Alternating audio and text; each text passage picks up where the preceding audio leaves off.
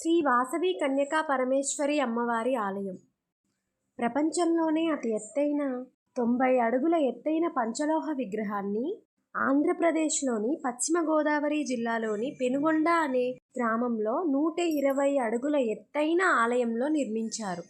ఈ వాసవి కన్యకా పరమేశ్వరి అమ్మవారి విగ్రహాన్ని బంగారంతో నిర్మించారు.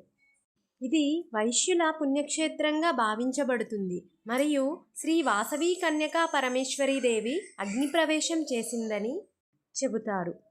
ఇక్కడ 101 శివలింగాలను ప్రతిష్ఠించారు. ఈ ఆలయం చూడటానికి చాలా కనుల విందుగా ఉంటుంది. ఈ వీడియో కనుక మీకు నచ్చినట్లయితే please like, share and subscribe.